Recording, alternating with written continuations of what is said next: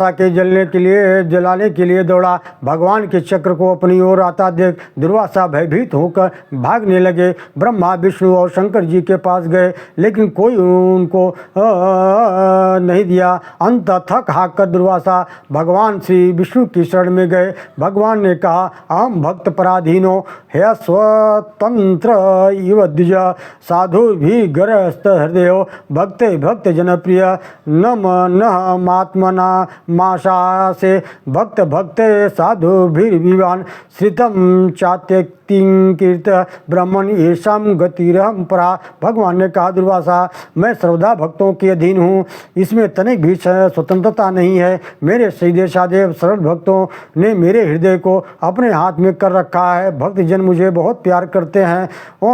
मैं उनसे ब्राह्मण अपने भक्तों का एकमात्र आश्रय मैं ही हूँ, इसलिए मैं साधु स्वभाव भक्तों को छोड़कर मैं न तो अपने आप को चाहता हूँ और न अपनी अर्धांगिनी विनाश रहित लक्ष्मी को। आप नाभाग नंदन अम्बरीश के पास ही जाइए, उससे क्षमा मांगिए, तभी आपको शांति मिलेगी। श्री सुखदेव जी कहते हैं, परीक्षित, जब भगवान ने इस प्रकार उन्हें आज्ञा दी तब सुदर्शन चक्री ज्वाला से जलते हुए दुर्वासा लौटकर राजा अम्बरीश के पास आए और अत्यंत दुखी होकर राजा के पैर पकड़ लिए और राजा लज्जित हुआ। राजा ने भगवान के चक्र की स्तुति करके उसे शांत किया। अहो अनंत दासानां महत्वं हृष्ट मक्ष में कृतागसोपि यत राजन मंगलानि मसीहसे दुष्कर को नु साधूना दुष्जो वा महात्मनाम यह संगृहीतो भगवान सात्वमृषो हरि। दुर्वासा ने कहा, धन्य है, आज मैंने भगवान के प्रेमी भक्तों को का महत्व देखा है। हे राजन, परीक्षित ने कहा, जब से दुर्वासा भागे थे तब से राजा अम्बरीश ने भोजन नहीं किया था और वे उनकी आने की वाट जो रहे थे। ये राजा ने दुर्वासा के चरण पकड़कर आग्रहपूर्वक भोजन कराया और फिर उनसे आज्ञा लेकर स्वयं भोजन किया। इक्ष्वाक वंश का वर्णन मानधाता सौरभ ऋषि की कथा का है प्रचलन। श्री सुखदेव जी कहते हैं, परीक्षित, अम्बरीश के 3 पुत्र थे, विरूप, केतुमान और शंभु। अंगिरा ऋषि के द्वारा रथित की भाग्य से पुत्र उत्पन्न किए। परीक्षित, एक बार मनु जी के छींकने पर उनकी नासिका से इक्ष्वाक नाम का पुत्र उत्पन्न हुआ। इक्ष्वाक के 100 पुत्र थे, उनमें सबसे बड़े 3 थे, विकुच, निमि और दंडक। विकुच को पिता ने श्राद्ध के लिए मांस लाने को कहा। उसने श्राद्ध योग्य बहुत से पशु को मारकर मांस इकट्ठा किया, किंतु भूख लगने के कारण उसे कुछ खाकर बाद में उसे ले जाकर के श्राद्ध को दे दिया। तब पिता को मालूम हुआ तो क्रोधवश उन्हें देश निकाल दिया। पिता के देहांत हो जाने पर वह पुनः राजधानी लौटा और अपने पुत्र का नाम पुरंजन था, जिसे इंद्राव सुकृत भी कहते हैं। सतयुग के अंत में देवदानों के साथ घोर संग्राम हुआ, उसमें सब देवता हार गए। अतः पुरंजन की सहायता मांगी। पुरंजन ने कहा, यदि देवराज इंद्र मेरे वाहन बने तो मैं युद्ध कर सकता हूँ। फिर भगवान के समझाने से मान गए और विशाल बैल बन गए। इंद्र ने बहुत बड़ा विशाल बैल बन गए और उस पर बैठकर पुरंजन ने युद्ध किया और राक्षसों को जीतकर इंद्र को दे दिया। इंद्र को वाहन बनने के कारण इंद्रवाह, बैल के कदूद पर बैठने के कारण कुकृष्ट नाम भी पड़ा। युनास संतान ही था। उसने अपनी 100 स्त्रियों के साथ वन में पुत्र प्राप्त के लिए इंद्र देवता का यज्ञ कराया। राजा युनास को रात के समय प्यास लगी। जल वहाँ कोई उपाय न देख यज्ञशाला में जो अभिमंत्रित जल था उसे पी लिया और प्रसव काल आने पर युनास की दाहिनी कोख फाड़कर एक चक्रवर्ती पुत्र उत्पन्न हुआ।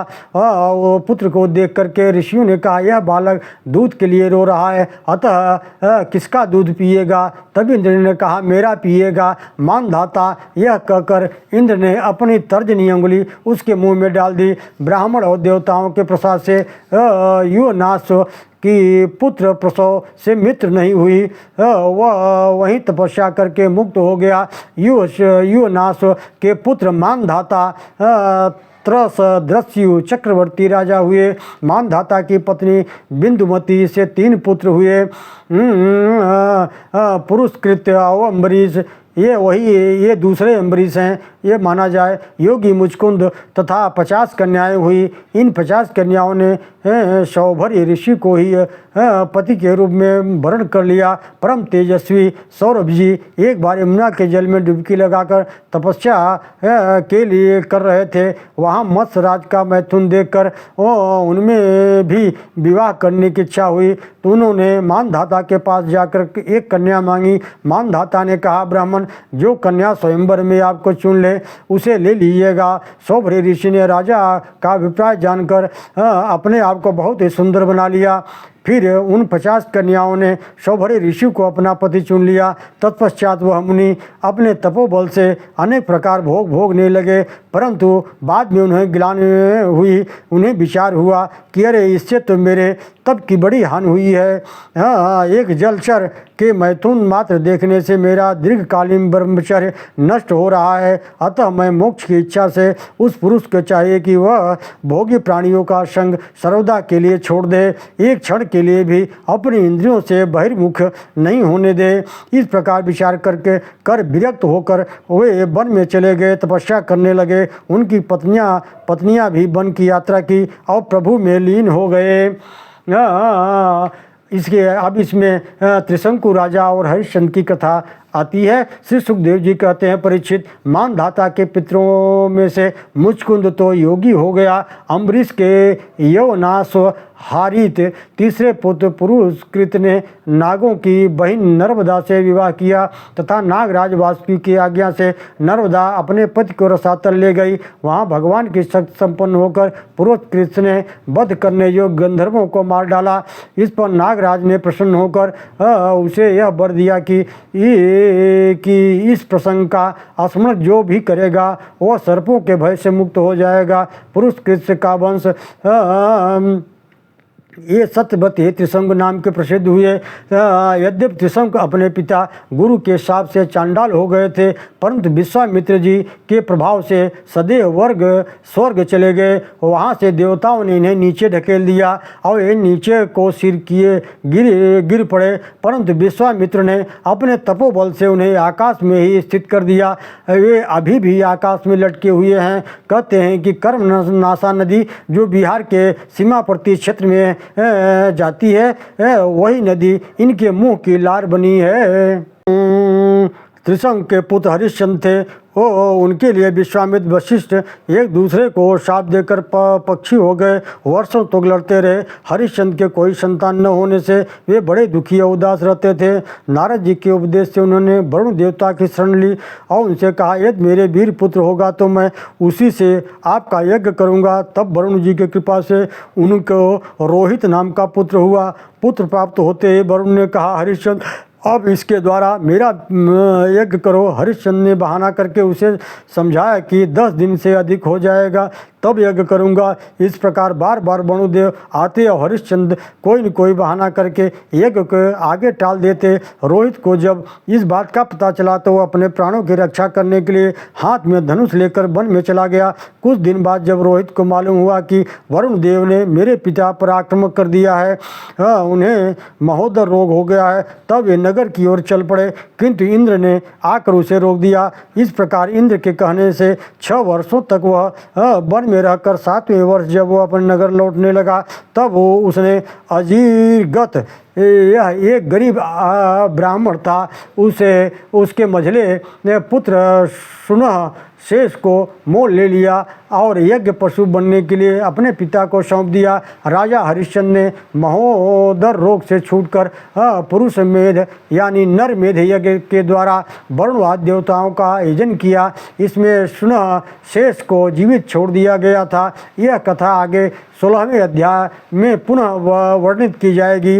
उस यज्ञ में विश्वामित्र होता बने, जमदग्नि ऊर्ध्वर्यु और वशिष्ठ जी ब्रह्मा बने थे। उस समय इंद्र ने प्रसन्न होकर हरिश्चंद्र को सोने का रथ दिया। हरिश्चंद्र की पत्नी अपनी पत्नी के साथ सत्य में दृढ़ता देखकर विश्वामित्र जी बहुत प्रसन्न हुए और उस ज्ञान का उपदेश किया जो कभी नष्ट नहीं होता। इस ज्ञान के द्वारा हरिश्चंद्र ने मुक्ति प्राप्त कर ली।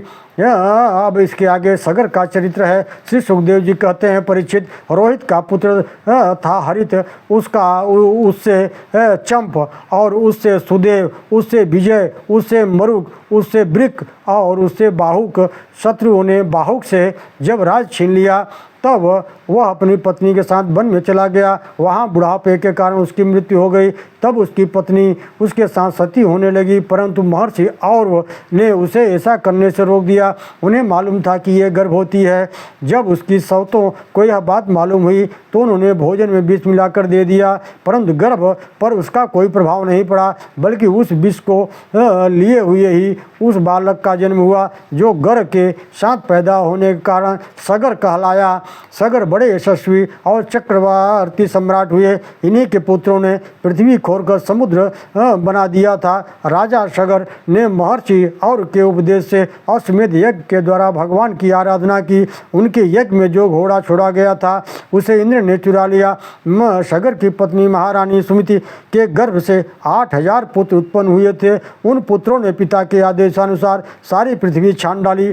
जब उन्हें वह घोड़ा कहीं न मिला तब घमंड से सब ओर से पृथ्वी को खोदने लगे। खोदते खोदते उन्हें पूर्व और उत्तर के कोने में कपिल मुनि आश्रम, जहाँ गंगा सागर है, उसके पास अपना घोड़ा दिखाई पड़ा। घोड़े को उन राजकुमारों ने वहाँ देखकर कहा, यही चोर है, इस पापी को मार डालो। उसी समय कपिल मुनि ने अपनी आंखें खोल दी। इंद्र ने राजकुमारी के वृद्धि हार ली। इसी जो है कपिल मुनि जैसे महापुरुष का तिरस्कार किया और ये क्षण भंगर में राख हो गए। परीक्षित, सगर के पुत्र कपिल जी के क्रोध से जलकर भस्म हो गए, ऐसा कहना उचित नहीं है। कपिल जैसे सांख्य शास्त्र के प्रवर्तक भला वे क्रोध को कैसे कर सकते, अतः वे अपने शरीर की अग्नि से जलकर भस्म हो गए, यह कहना ही उचित है। सगर की दूसरी पत्नी का नाम केसनी, उसके गर्भ से असमंजस का जन्म हुआ। असमंजस के अंशुमान हुआ। असमंजस पूर्व जन्म में योगी थे, संग के कारण ये योग से विचलित हो गए, परंतु इन्हें पूर्व जन्म का आचरण बना हुआ था, इस कारण वे अपने भाई बंधुओं के से अलग ही रहते थे। उन्होंने एक बल से सब बालकों को जीवित कर पिता को दिखाकर वन को चले गए थे। इसके बाद राजा सगर की आज्ञा से उनके पौत्र अंशुमान घोड़ा ढूंढने निकले।